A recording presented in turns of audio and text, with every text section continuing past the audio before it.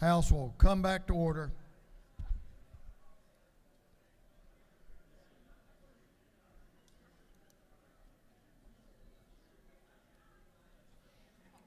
House will come back to order.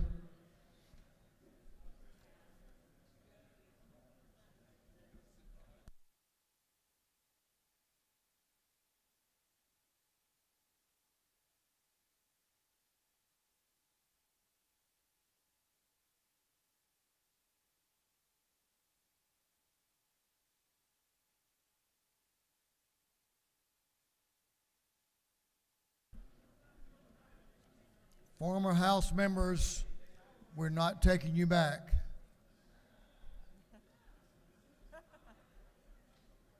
Former House members, we're not taking you back. Senator Josh, I met you.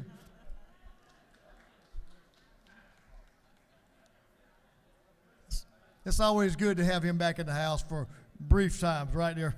Brief times. No extended times. Members will please come to the floor and take their seats. We're going to move on to the rules calendar. We're moving on to the rules calendar. Mr. Clerk, will you read the caption to House Bill 915? House Bill 915 by Representative Burns, the 159 Jones, to the 47th, expiration of the 104th, Hatch to the 155th. To be titled Act to amend an act making and providing appropriations for the state fiscal year beginning July 1st, 2023 and ending June 30th, 2024, known as the General Appropriations Act. This bill having referred to the Committee on Appropriations, that committee recommends that this bill do pass by substitute. Ladies and gentlemen of the House, the chair resolves the House into a committee of the whole House for the purpose of considering House Bill 915, the Supplemental Appropriations Bill. The chair appoints the gentleman of the 104th, the Majority Leader F. Strachan, as chairman to preside over the committee of the whole House.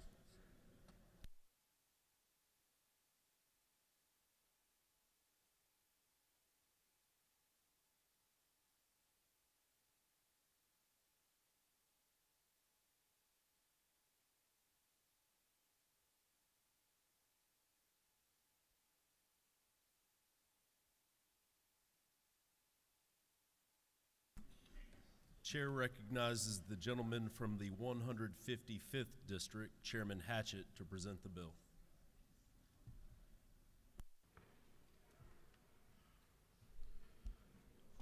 Thank you, Mr. Leader. Y'all, it's only about a half a bottle. But I've cheated. I've already had lunch.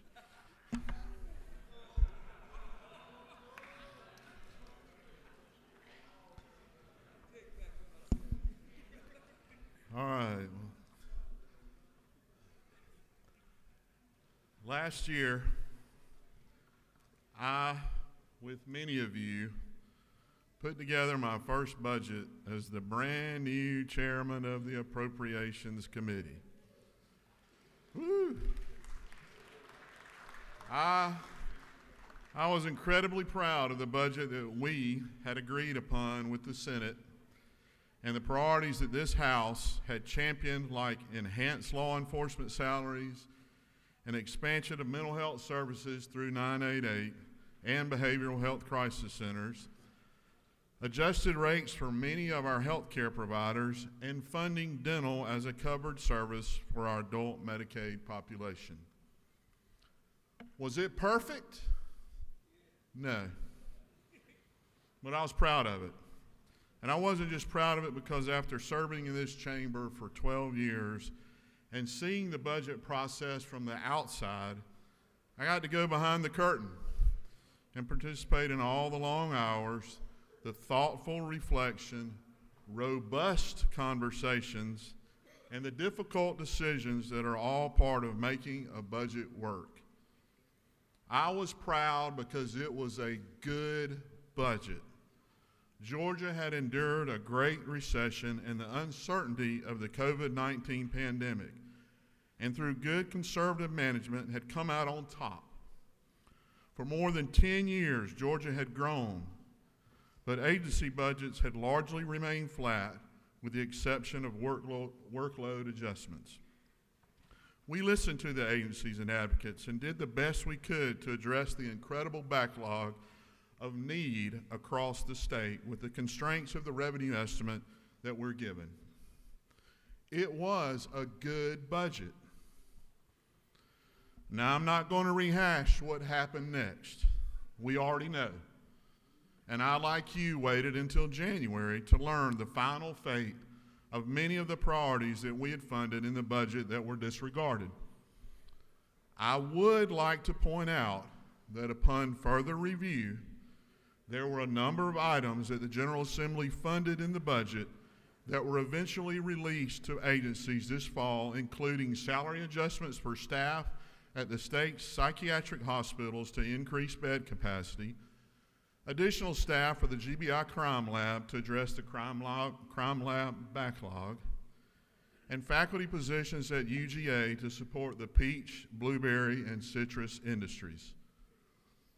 Since the beginning of this current fiscal year, I've enjoyed the open lines of communications with Governor Kemp, Lauren Curry, and Rick Dunn regarding the budget. We may not always agree on each issue, but I do appreciate their willingness to listen to our concerns and priorities. One final note on the disregards. While some budget items were released to agencies, others were repurposed in the budget that you have before you now and used to fund other agency priorities, many which we agree were also needed. By the time we put the finishing touches on this amended budget, the fiscal year will be nearly 3/4 done. While there were some items that we could implement mid-year, like reinstating a $2 per diem increase for county correctional institutions, most of the disregarded and redirected items did make sense to try to address in the middle of the fiscal year. For these items, please know that we aren't done with the discussion. The conversation will continue as we look at the FY25 budget. We are the appropriators, and we absolutely have the authority under the Georgia Constitution in setting policy in this state, and the budget is the most direct way we do that. We will continue to use the budget in FY25 to reflect and restate the priorities of this House and the people we represent. With that being said, I'd like to walk through the key changes in the budget. The amended FY24 budget is an historic one. We've been saying this the past few years as we emerge from the uncertainty of the pandemic and revenues continued to climb. We've used the past two amended budgets to make strategic investments in the technology projects, replace an aging fleet of state vehicles and school buses, make much needed repairs and updates to state facilities, and invest in human capital, the people who provide services to our citizens daily. This amended budget will be no different, except the magnitude of the impact will be much greater. For the first time in many years, agencies were able to ask for 3% enhancements in both the amended 24 budget and next year's FY25 budget. Agencies were also allowed to ask for strategic one-time enhancements that move the needle on program outcomes, improve customer service, or provide a significant improvement on how services are delivered to our citizens. The requests that were submitted highlighted great need across the state agencies. Many agencies requested continued investment in human capital to maintain the state workforce. An infusion of dollars was also requested to address aging buildings across state agencies, including the state's psychiatric hospital network, state prisons, and colleges and universities to replace IT systems used by various agencies that are more than 20 years old. I applaud the governor's response to these requests. In addition to revenue growth, the governor's revenue estimate for the amended 24 budget includes $2 billion in surplus funds for a total infusion of $5 billion, or an increase of 15.6% over the original revenue estimate. $5 billion. You can do a lot of good with $5 billion. Now, not every item in this budget is glamorous, but I can tell you that it's needed. Like a $1.5 billion investment in transportation projects above the normal motor fuel funding for construction and maintenance. The House agrees with the governor's infusion of funds for DOT and targets $659 million to expedite the department's existing pipeline projects, including those dedicated to economic development. $509 million for infrastructure projects that promote freight and logistics. $200 million for one-time infusion of funds to support our local roads. $100 million in capital maintenance to continue resurfacing projects for the rest of this fiscal year. And $53 million in airport aid and an additional $4.2 million in rail to continue upgrades to our state-owned rail system. An unprecedented $500 million strategic investment in the employee retirement system to improve the funding ratio and the long-term financial viability of the system. Last year, the House led the way with an investment of $27 million, not only as a one-time add in the amended 23 budget, but put that same amount in the base budget to provide a small one-time payment to address the short-term needs of our state retirees. This infusion begins the long-term needs of the plan and the desire to return to an 80% funding and healthier COLA for our retirees. Over the summer, many conversations were had about how to make one-time impactful investments that will benefit the state for years to come. I appreciate the open conversations had with the Employees Retirement System, OPB, and the Governor's Office, and our Senate colleagues about which scenario would have the most stabilizing impact on the system, and I fully support the Governor's recommendation. In another investment in human capital, the Governor's budget included, and the House supported, the more than $300 million to provide a one-time salary supplement of $1,000 for state employees and teachers. The steady increases that the Governor has been providing for teachers and state employees in previous budgets, this budget, and for FY25 have been moving the needle to stabilize the state's workforce. Turning to public safety, $450 million is appropriated to continue the construction of a new state prison in Washington County. We're all aware of the safety and security concerns within the state's prison system and the desire to keep both inmates and correctional officers safe. This new facility features a separate staff mezzanine for access and observation, precast cells, and rear pipe chases to prevent the introduction of contraband and weapons. The correction budget also includes a $9 million infusion in safety and security projects in existing facilities, with an emphasis on putting an end to the use of cell phones by prison inmates. $135 million to address a backlog of need for the maintenance and repairs in existing prison facilities, and $5.2 million to house inmates at private prisons while these repairs are made at the state facilities. There are two more items under the public safety umbrella that I'd like to note. First, county correctional institutions. Last year, we attempted to adjust the daily per diem we pay counties to house 4,500 state inmates. I've continued to hear from many of you throughout the fall that this is an urgent need for our state to address. We're currently paying county correctional institutions $22 per day. This adjustment brings them to $24 per day. God, no math. We know it's costing many of these facilities as much as $50 per day to house these inmates. The state cannot afford to lose this bed capacity or wait until July to address. The House version of the budget reflects this $2 increase for county correctional institutions effective April 1st, 2024.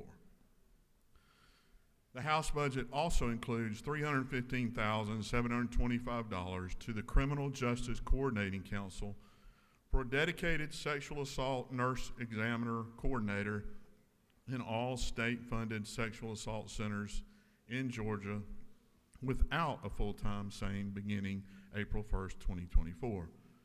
This funding will ensure the integrity of critical forensic medical examinations needed for the prosecution of a sexual assault. SANE coordinators are trained in trauma response to handle victims with care and integrity while gathering evidence.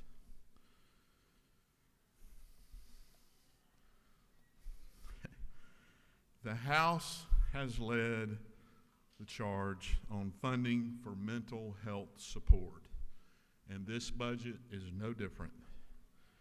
This budget includes $60 million for the Department of Behavioral Health and Developmental Disabilities to address regional state hospitals' urgent and significant capital needs. This summer, I visited one of these hospitals, and I saw the need firsthand. I mentioned this need for a significant investment to Rick Dunn from OPB. Rick, thank you for listening. Forensic bed capacity continues to be an issue, and the House supports the department's request for alternative treatment by funding $664,000 for a new 30-bed jail-based program in Dodge County that would provide services to restore inmates to competency and address the forensic services backlog. The House also added $2 million to DBHDD for a pilot program to implement transportation alternatives for individuals experiencing a mental health crisis. This pilot can provide relief to local sheriffs who currently are providing this transportation. We all know that the demand for services by those in crisis are not diminishing, especially for our youth. The House version of HB 915 repurposes $10.4 million in unutilized funds to provide for the construction of a child and adolescent crisis stabilization unit in Savannah. There are currently only 5 other facilities in the state to serve children and youth in crisis. This 15-bed facility can open and begin treating youth in the spring of 2025. Additionally, House Bill 915 provides $93 million for skilled nursing centers to reflect the 2021 cost reports and $120 million for increased utilization among the Medicaid population. As Georgia is redetermining its Medicaid population due to federal instructions, the amended FY24 budget recognizes a savings of $181 million due to a decline in enrollment.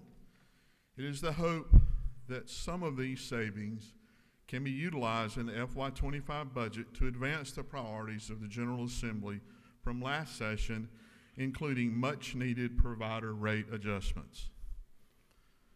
The House restates its supports for several items, including $148,250 to support new and existing housing for medical students with the area health education centers, $50,000 to further support lupus research, data collection, awareness, and education, and $153,000 for the long-term care ombudsman program to reflect an increase in the cost of their services.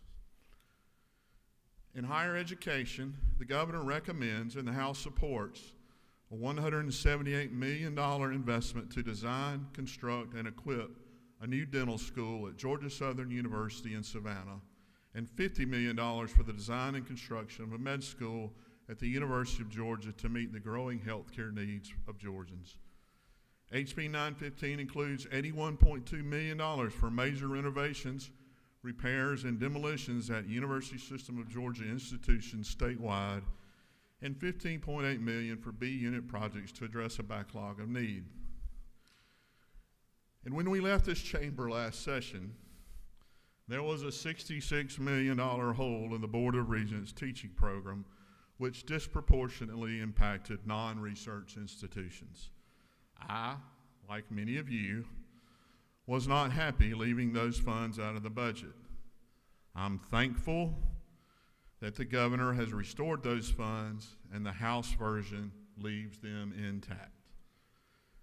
The House supports the governor's recommendation for infusion of funds for TCSG to support workforce development and the Quick Start program, including $15 million to complete the Rivian training facility and to meet existing training obligations, and a $19.5 million for specialized technical programs to support growing workforce needs in the electric mobility industry across the state. Finally, in the higher education budget, the House provides $2 million to support the construction of the Anne Frank Education Center. I know this project is near to many of you and has been for several years. The House looks to the Senate to add the additional $2 million to match the $4 million raised privately. Moving on to K-12 education, the amended FY24 budget includes more than $145 million in formula earnings and nearly $1 million to meet our obligation to fund AP STEM exams based on an increased utilization. Many of you are familiar with the communities and schools and its tremendous track record of success in meeting the whole needs of a student and improving academic success. The House has included an additional $1.57 million in the amended FY24 budget for communities and schools to leverage a 3-year grant to expand the program to 10 additional school districts. By the 2025-2026 school year, CIS will serve 46 districts, 240 schools, and 140,000 students. The Governor's Honors Program had requested, and the House has funded, $65,000 for technology updates to further their efforts toward increasing rural participation in the program. Finally, with the General Assembly's focus on literacy, the House version of the budget includes $8.9 million in lottery funds to allow DECAL to continue the summer transition program at its current level of service. The summer transition program provides rising pre-K students and rising kindergarten students with an extra support in language, literacy, and math to close the achievement gap.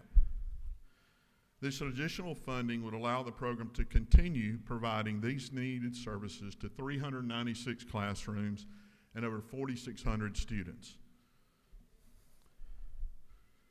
Turning to general government services, the House agrees with the governor's addition of $250 million in the Department of Administrative Services to address workers' compensation settlements, growing liability expenses, and increases to the property insurance cost.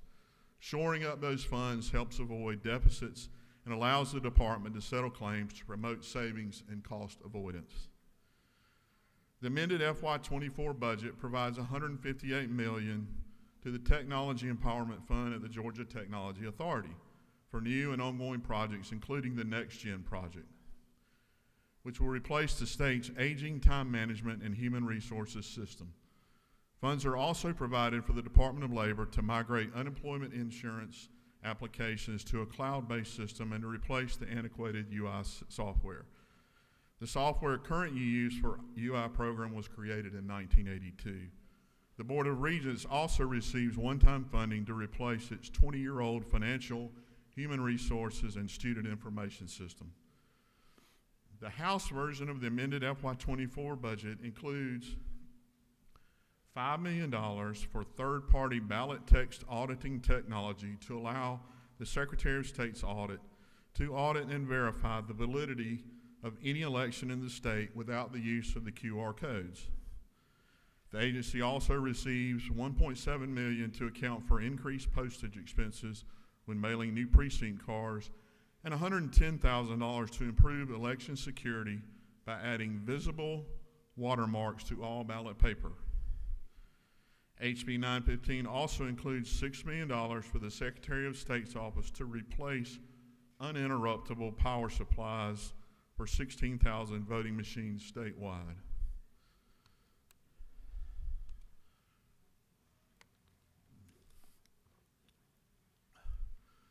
The amended FY24 budget also includes $145,600 for the professional licensing division to hire temporary employees to address the program's backlog related to licensure applications. Finally, the governor's made a number of strategic investments in economic development agencies that promote the long-term business growth of our state. This includes $100 million to the One Georgia Authority to support rural economic development projects and expand grant opportunities for rural site development, and $100 million to Regional Economic Business Assistance Program for economic development projects. This program helps to make Georgia more attractive to businesses seeking to expand or relocate here.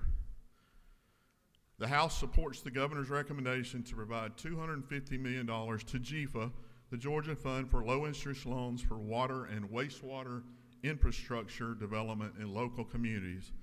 I've heard from many of you about the needs in our community, and these funds are sorely needed.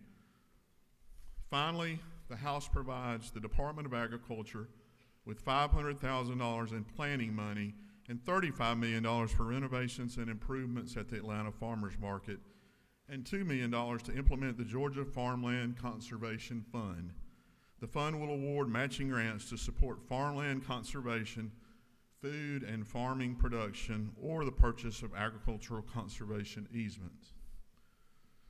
While I didn't hit every item, I hit the highlights, and there are a lot. The budget's a process, and it certainly takes a team of people working together to pull this off. I'd like to thank the subcommittee chairs, Secretary Meeks, the staff of the House Budget and Research Office for all of their hard work, and Rick Dunn and Lauren Curry for the open spirit of communication and collaboration. I look forward to working with the Senate to put the finishing touches on this budget and move to the FY25 budget. There's much to be proud of in this budget and much good that can be done with it. I urge your favorable consideration of House Bill 915. And Mr. Leader, I'll attempt to answer any questions. Thank you, Mr. Chairman, for your presentation. Do you yield for questions? Yes. Chair recognizes Leader Beverly for a question. Thank you, Mr. Chairman. Does the gentleman yield? I hope. Yes. Fine. You mentioned during your presentation, thank you guys for doing a budget, but you mentioned in your presentation there's $180 million that because of folk who didn't enroll on the Medicaid unwinding that you're going to repurpose that $180 million. The question that I have for you is this, is people who lost their insurance through no fault of their own through the unwinding, it's a bunch of people, 100,000 people have lost their insurance last year. How do we use a part of that money to make sure that those folk get back on the rolls? And I didn't see how you would staff that out within the budgetary process to make that happen. So the governor, he recognized that savings. We added a little more, 28.2 million actually, to recognize that savings. There's a surplus currently of about 130 million above those savings. So that's, we did those, the funds, so let me, if I can say, define this or say this right. You have up to 90 days after you supposedly are off and ability to reapply, and you are eligible for benefits in that 90 days. All of the numbers that you're looking at with Medicaid are projections. They change, and that's, so they're being conservative in allowing the spending of some of that money in the budget because they know there are those that could still come back and reapply and requalify for those benefits they had 90 days before. Thanks. Thank you. Do you yield? Yes. Chair recognizes Representative Jasmine Clark for a question. She waves. All right, Chair recognizes Representative Moore for a question. Good afternoon. Does the gentleman yield? Yes. Thank you. Do you recall in this particular budget if there was any money set aside for the burial resting place for veterans in Savannah or in South Georgia? Do you recall if that's in that particular budget?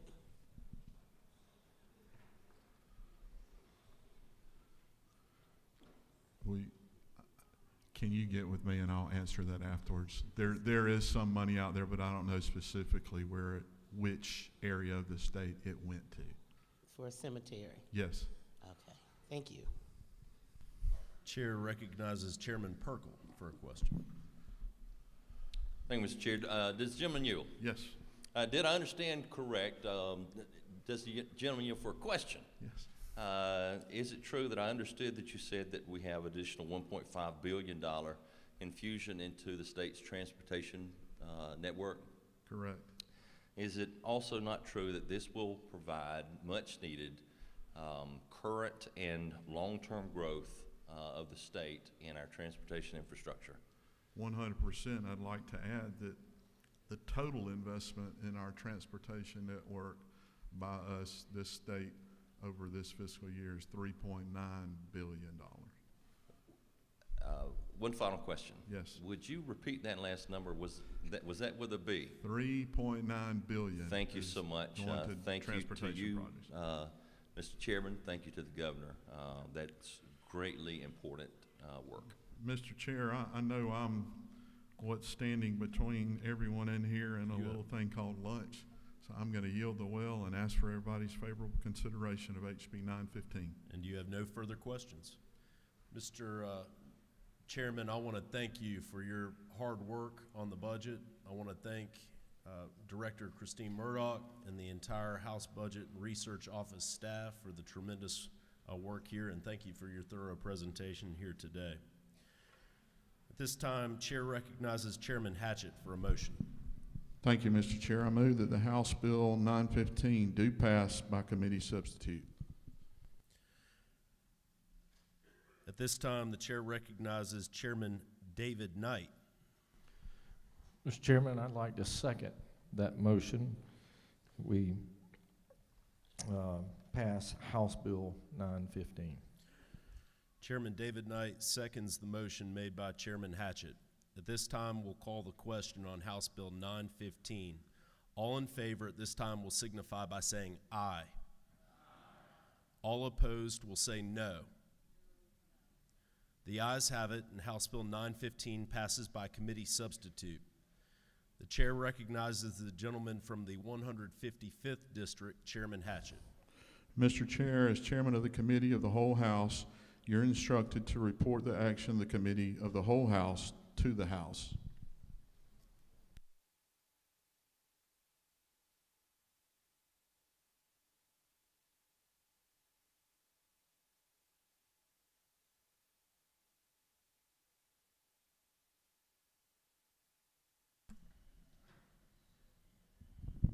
Chair recognizes the Majority Leader Estration.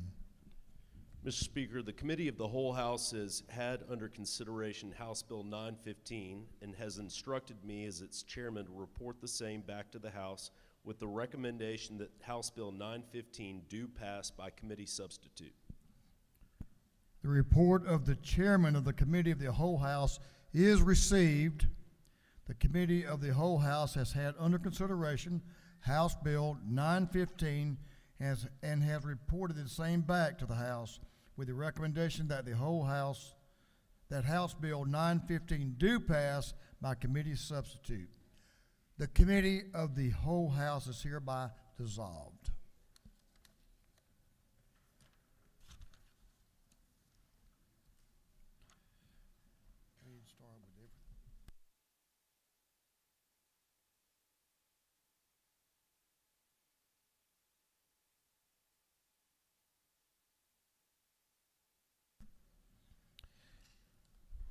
Is there any objection to the previous question being ordered? Chair hears none. The previous question is ordered. Is there an objection to agreeing to the report of the committee, which was favorable to the passage of the bill? Chair hears none. The report of the committee is agreed to. Shall this bill now pass? All in favor of the passage of the bill will vote yes. All those opposed will vote no. And Mr. Clerk, will you unlock the machine?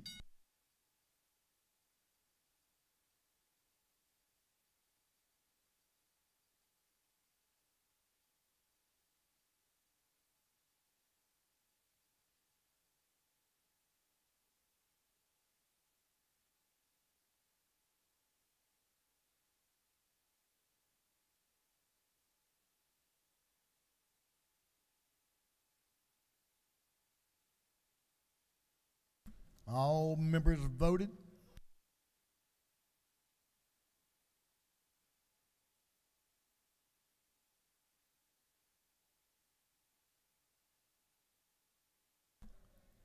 All members voted.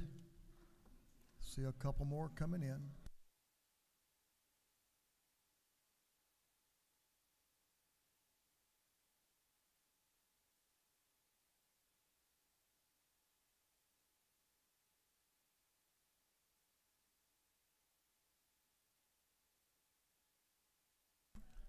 Have all members voted? If so, the clerk will lock the machine. On the passage of the bill, House Bill 915, the yeas are 161, the nays 2. The bill, having received the requisite constitutional majority, is therefore passed. Well, for what purposes Chairman Hatchett rise? Mr. Speaker, I'd like to make a motion. Finally, state your motion. I move that this House immediately transmit HB 915 to the Senate. Chairman Hatchett moves that HB 915 be immediately transmitted to the Senate. Is there objection? Hearing none, it is so ordered.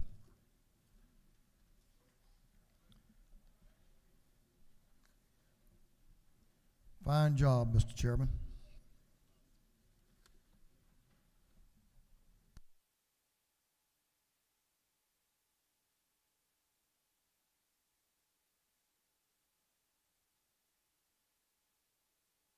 Members, we're going to continue for a few more minutes. Let you get a little bit hungrier. You really enjoy your lunch. We're going to move on to remainder of the rules calendar. The clerk will read the caption to House Bill 158, HB 158. House Bill 158 by Representative Mitchell of the 88th, Roberts of the 52nd, Bennett of the 94th, and others, to be entitled an act to amend Article 1 of Chapter 6 of Title 15 of the Official Code of Georgia annotated relating to general provisions regarding superior courts so as to change the name of the Stone Mountain Judicial Circuit to the DeKalb Judicial Circuit. This bill having referred to the Committee on Judiciary. That committee recommends that this bill do pass by committee substitute.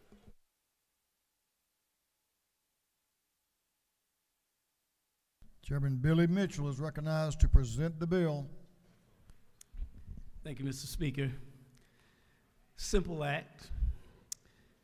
To give you some background, in 1885, an act was created by this body that titled the Judicial Circuit, the Stone Mountain Judicial Circuit, that included DeKalb and Clayton counties.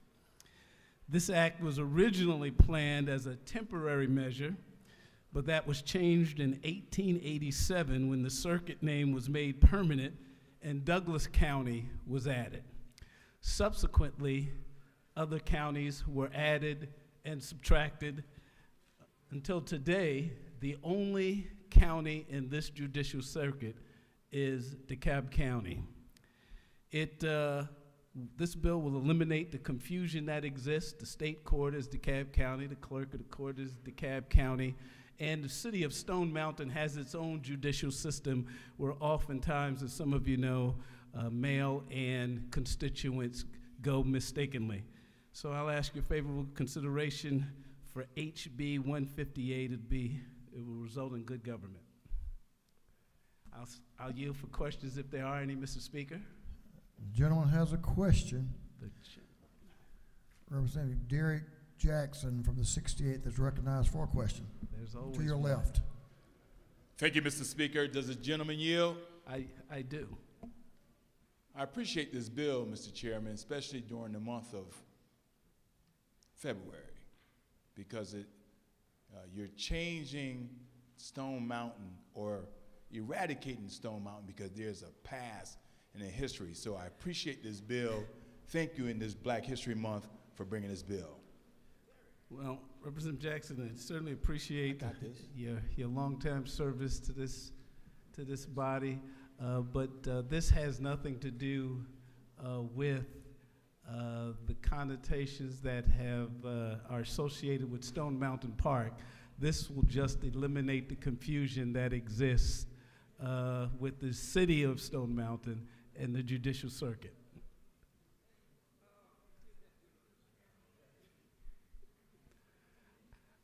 I'll yield for any others, Mr. Speaker. You have one more question. Thank you for addressing the question and keeping us on subject. The gentleman in the well. Representative Angela Moore from the 91st is recommended. To your left again for a Does question. the gentleman yield? I do. By renaming this, that means they dropped the charges against you in Stone Mountain where you live? It's a joke. It's a joke. I have no idea what the lady is talking about. I think the gentleman has answered all the questions. With that, Mr. Speaker, I'd yield. The gentleman has yielded the well. Is there any objection to the previous question being ordered? The chair hears none. The previous question is ordered. Is there any objection to adopting the committee's substitute? The chair hears none. The committee's substitute is adopted. Is there any objection to agreeing to the report of the committee, which was favorable to the passage of the bill? The chair hears none. The report of the committee is agreed to. Shall this bill now pass? All in favor of the passage of the bill will vote yes. All those opposed will vote no, and the clerk will unlock the machine.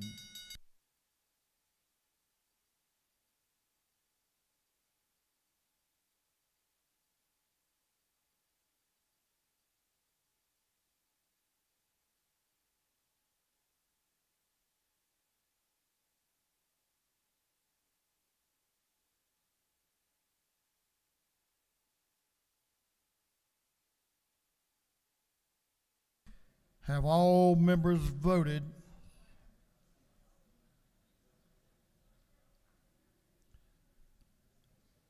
If so, the clerk will lock the machine. On the passage of the bill, House Bill 158, the yeas are 156, the nays are 3.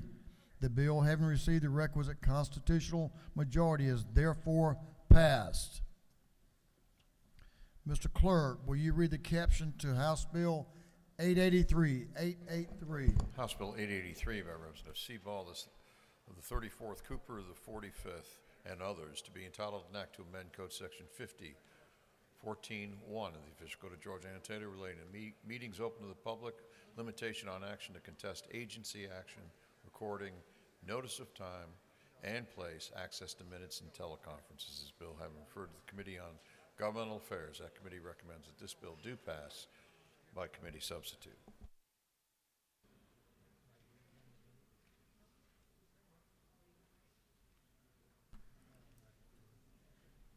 Representative Devin Seabaugh is recognized to present the bill. Thank you, Mr. Speaker. Good afternoon, colleagues. House Bill 883 comes at the request of several public health boards and community service boards from across the state of Georgia that are having trouble meeting quorums for their public meetings. During COVID, these boards were allowed to meet via teleconference, and they found the flexibility of hosting meetings virtually resulted in better participation from both board members and members of the public. This was especially the case in some South Georgia counties where health districts include multiple counties and several hours of drive time for certain members. The members appointed to serve on these boards are busy professionals that can step away from the job for 1 or 2 hours, but not 3 to 6 hours. House Bill 883 amends Code Section 501401 relating to public meetings and will authorize county boards of health and community service boards to conduct these meetings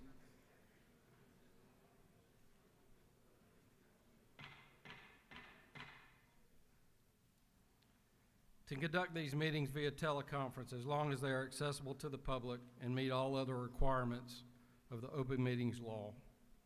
This change does not replace in-person meetings, but does provide the option for a full teleconference meeting or a hybrid meeting when required to meet a quorum. With that, Mr. Speaker, I'm happy to answer any questions. You have no questions. Thank you. I yield the well and ask for your favorable consideration. Good job. The gentleman has yielded the well. Is there any objection to the previous question being ordered? Chair has none. The previous question is ordered. Is there any objection to adopting the committee substitute? The chair has none. The committee substitute is adopted. Is there any objection to agreeing to the report of the committee, which was favorable to the passage of the bill? Chair hears none, and the report of the committee is agreed to. Shall this bill now pass? All in favor of the passage of the bill will vote green. All those yes, all those opposed will vote no, and the clerk will unlock the machine.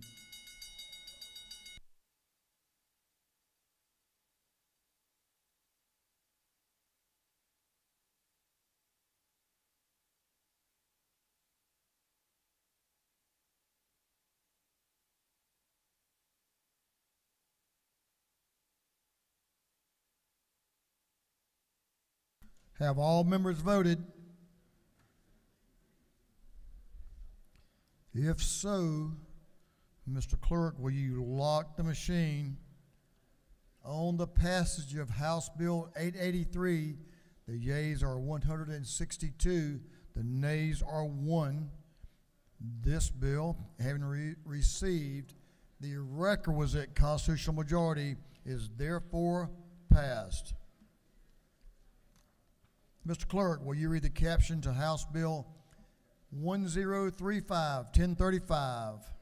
House Bill 1035 by Representative Cooper, the 45th, and others, to be entitled an act to amend Article 3, Chapter 13, and Title 16 of the Official Code of Georgia annotated relating to dangerous drugs, so as to expand the exemption of Naxalon from the definition of a dangerous drug to include any opioid antagonist when used for drug overdose prevention. This bill has been referred to the Committee on Public and Community Health. That committee recommends that this bill do pass. Chair Lady Cooper is recognized to present the bill. Chair Lady.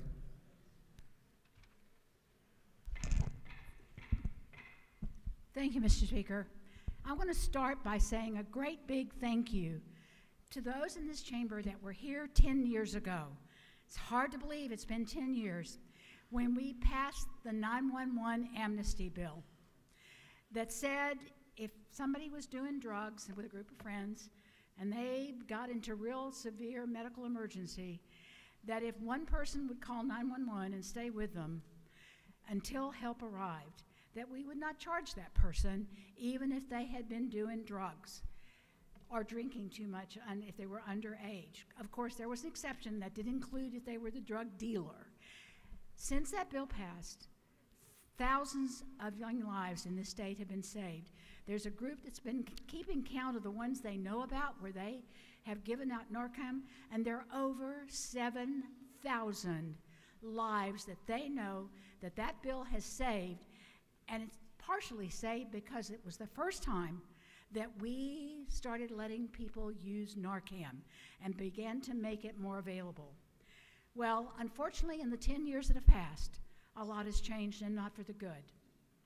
Our drug overdose deaths, it's the leading cause of people the ages 18 to 45. And at the epicenter of that are our colleges. And so what this bill does, it allows the Public Health Commissioner to expand her standing order for the new drugs that are coming out that are opioid antagonists. We have to have stronger drugs now because the drugs that people are taking are stronger. So we have new antagonists coming. And the only one that the law currently allows is Narcan. So it gives the public health person, commissioner, the ability to do that. It also does another thing that I think you're fixing to see on college campuses across our state. Emory came to me asking to change the law that kept pharmacists from being able to put Narcan and these type medicines into a vending machine, because they want to put the vending machines throughout their college campus so that students can go there without being identified and get Narcan, perhaps for a friend, perhaps just to have it if they're out partying, but for whatever reason. And so this bill removes that exemption. You know, some people said, well, you know, are we encouraging drug? No, drug use is happening. What we're doing is, as long as somebody's alive, there is hope that we can get them off drugs. If they're dead, there's no hope. This bill expands our ability to give hope to people who are doing drugs and get into medical emergencies. With that, Ms. Speaker, thank you for letting me take a little extra time. I don't normally stay in the well this long, and I would ask for your favorable vote on House Bill 1035, and I will yield the well. Thank you. The lady has yielded the well. Is there any objection to the previous question being ordered? Chair hears none. The previous question is ordered. Is there any objection to agreeing to the report of the committee, which was favorable to the passage of the bill? The chair hears none. The report of the committee is agreed to. Shall this bill now pass? All in favor of the passage of the bill will vote yes. All those opposed will vote no. And the clerk will unlock the machine.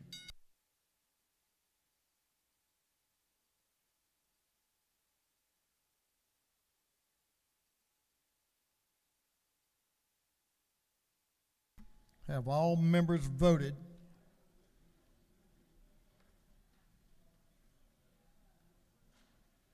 All members voted. If so, the clerk will lock the machine.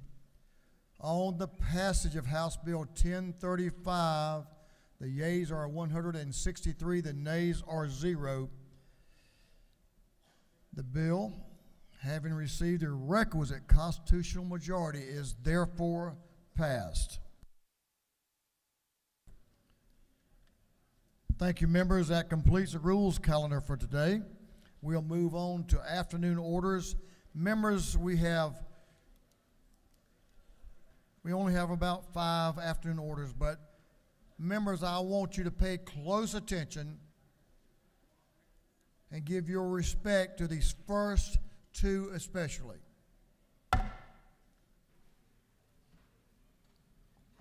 Representative Crow and the Henry delegation. Representative Crow and the Henry delegation is recognized for an afternoon order. Members, if you'll stand.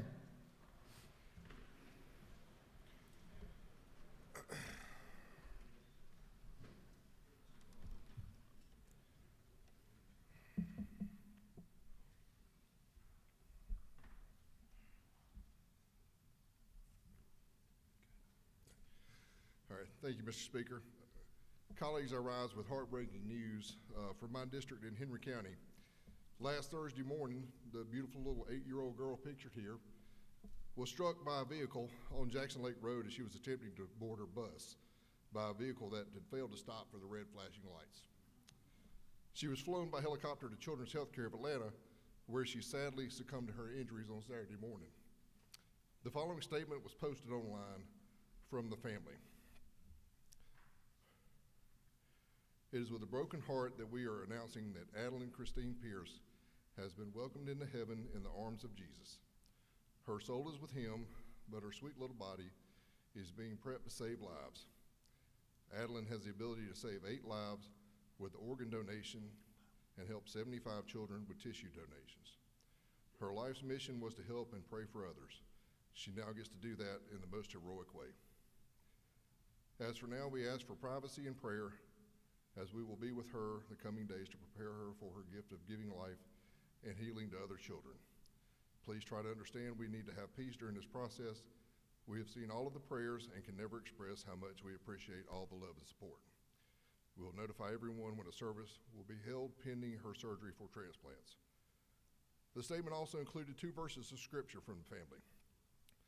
Brothers and sisters, we do not want you to be uninformed about those who sleep in death, so that you do not grieve like the rest of mankind who have no hope. For we believe that Jesus died and rose again, and so we believe that God will bring with Jesus those who have fallen asleep in him. 1 Thessalonians 4:13 and 14, and God is our refuge and strength, an ever-present help in trouble. Psalm 46, verse 1. I pray for God's mercy and comfort for this family as they grieve the loss of this precious angel. Please join me in a moment of silence in honor of this heroic little girl. Amen. Thank you, Mr. Speaker. Members, if you'll remain standing for a moment, we will remember what a beautiful child. Her life ended way too soon, but what a heroic family for blessing so many people with this gift. Now we're going to go to someone who served this state well, a former member of this House. The Chairman Ron Stevens will bring to our attention and recognize the contributions of this great man to our state and to the area around Savannah and Chatham County. Chairman Stevens. Thank you, Mr. Speaker, and I'll be joined by the coastal delegation along with folks that have known the gentleman. This man that I'm about to tell you about probably touched all of your lives in some way or another. He's served in this body for a very long time. His name was Arthur Genlat. He was a person that passed away yesterday with leaving behind him after 69 years his wife, Molly Barnhart, two children, Treese and Matt, both of which I know, 6 grandchildren, and of course you know what that means. He's best known for the 40 years that he served as chairman of the board for the the Savannah Electric and Power Company, and he retired there after 40 years. They then combined and joined forces with Georgia Power. He was also elected and served for 8 terms here in the House of Representatives, where he served as chairman of the University System of Georgia, now higher ed. And then he was also appointed by different governors to the Board of Regents, where he served as chairman, and then to the Georgia Ports Authority, where he served as chairman. He was a member of the Metropolitan, and this is going to be a good one for you.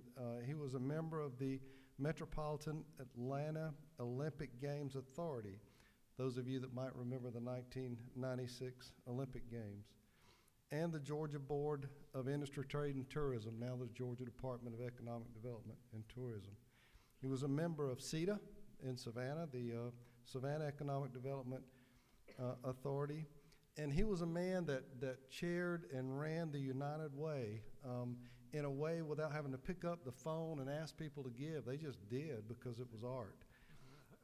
He was a member of the Armstrong State College Foundation and a member of the Georgia International Maritime Trade Center Authority. Ladies and gentlemen, would you bow just for a moment of silence as we honor this man and his family?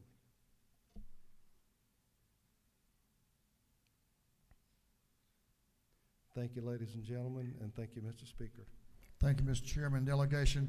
I'll assure all of you in this room that I had the great honor to know Mr. Arthur Genlat personally. We laid to rest a good man over in Columbus on Monday, and I can assure you Arthur Genlat was a good man as well.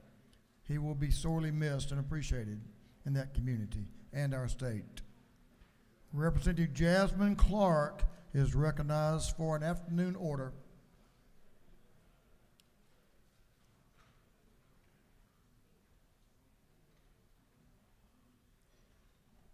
Representative Clark. Thank you, Mr. Speaker. Today, I want to recognize that it is National Black HIV and AIDS Awareness Day. 14% of the U.S. population are Black or African American, yet Black people make up 40% of new HIV infection. Most of these new cases occur right here in the South, and a recent report even stated that Metro Atlanta has the highest rate of new HIV infections in the world, not just the country, in the world. But it's not all bad news. Case numbers are dropping as we put forward policy that promotes prevention and HIV intervention. And so I want to encourage us to continue to do that so we can move closer and closer to eradicating the HIV epidemic in our state and in our country.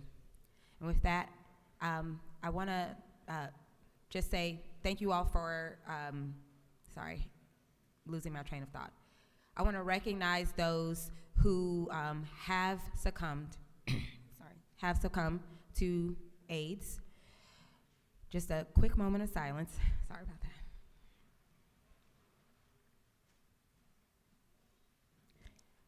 And I want to thank you for your time in recognizing National Black HIV and AIDS Awareness Day. Thank you, Mr. Speaker.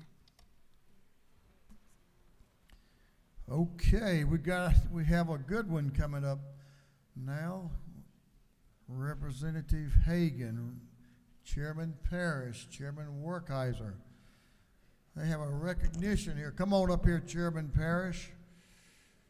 We need you up here to recognize this gentleman and his great accomplishment that reflects on us all in a very positive way. Is he still here? Did he leave? I'm not sure. Well, we're going to do this anyway. Well, I wonder if you all knew that this happened last week. Do we have it? Yeah. There it is. Is Representative Franklin here? There he is. Okay. Well, he is a very humble man and member of our caucus, so you may not have heard that out of 49 nominees, our own Representative Laban Franklin was named one of the 5 finalists for Time Magazine's Dealer of the Year for the entire nation. Mm-hmm.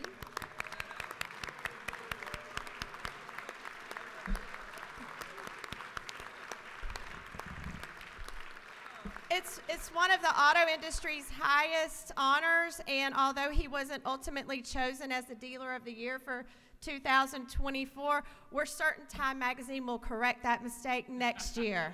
So congratulations, Representative Franklin and Franklin Toyota of Statesboro.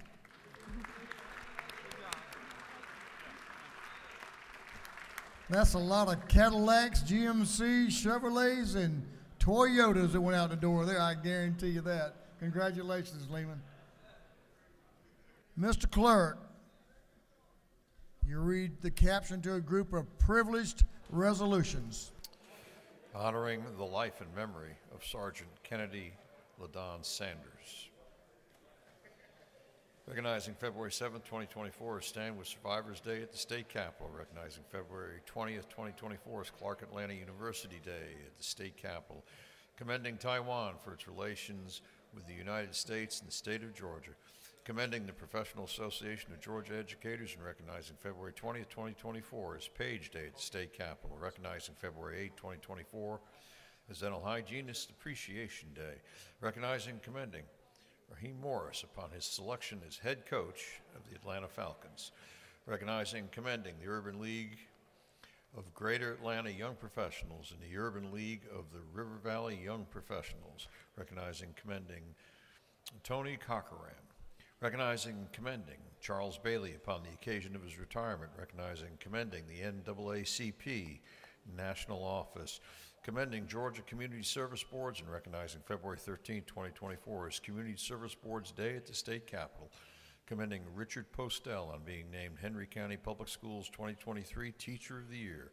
Recognizing and commending Joe Yeager on his outstanding public service with the Georgia Department of Natural Resources. Recognizing and commending Dan Caston. Recognizing and commending Ivan Shamas. Recognizing and commending Travis Malloy. And for other purposes, that completes the reading of the privileged resolutions.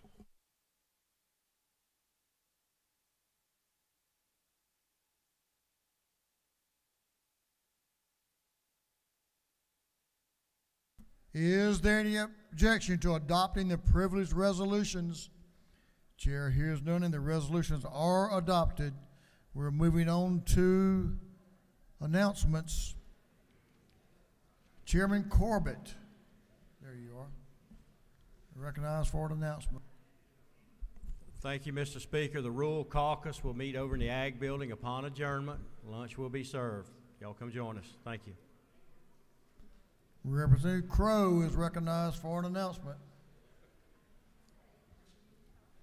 Thank you, Mr. Speaker. Public Safety and Homeland Security Committee will meet upon adjournment in room 506 of CLOB.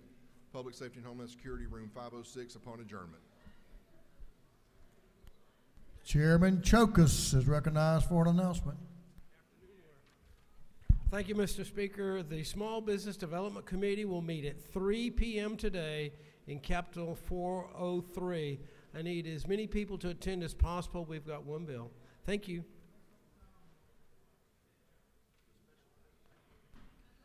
Representatives Ballard and Hilton are recognized for an announcement. Thank you, Mr. Speaker. The Education Committee on Policy will be meeting in room 515 at 2 o'clock. 5:15 at 2 o'clock. Wait a minute. Thank you, Mr. Speaker. The Education Curriculum Subcommittee will meet immediately upon adjournment in 515 CLOB. Thank you very much. Chairman Saines is recognized for an announcement. Thank you, Mr. Speaker. The Economic Development and Tourism Subcommittee on Sustainable Economic Development will meet tomorrow for a lunch and listen from our friends down at the Okefenokee, Capitol Room 216, 12 to 2 p.m. Drop-ins of all members are also welcomed. Vice Chair Gaines is recognized for an announcement. Thank you, Mr. Speaker. Tomorrow is Dogs at the Dome Day, so there'll be a lot of UGA students here tomorrow, and you're invited, everybody, for breakfast from 8 to 9 in the Rotunda, and then from 11 to 12 in the morning, there'll be a strawberry ice cream pie social. Great strawberry ice cream pie. It's the best dessert in all of Georgia. So y'all come down and visit tomorrow with UGA students and enjoy breakfast and strawberry ice cream pie. Wait a minute. Where will that be? In the Rotunda. We'll make sure you get a special delivery, Mr. Speaker. Thank you. Go Dogs. Go Dogs. And everybody wear your red and black tomorrow. I can do that. For that ice cream pie, I can do that. Chairman Billy Mitchell is recognized for an announcement.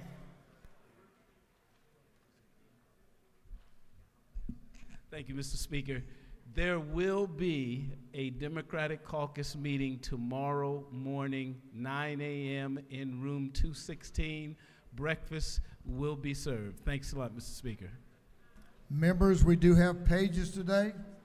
So if you have a page, come down front.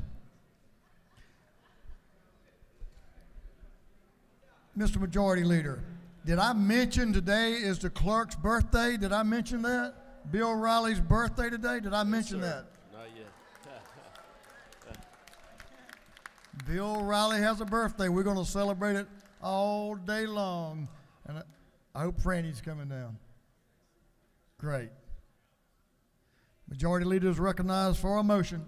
Thank you, Mr. Speaker. I move that this House stand adjourned until 10 a.m. on Thursday, February 8th, 2024. On the motion of the Majority Leader of this House, that this House stand adjourned until 10 a.m. Thursday, February the 8th, 2024. All those in favor will say aye. All those opposed will say no. Y'all are clearly misled. The ayes have it. We are adjourned.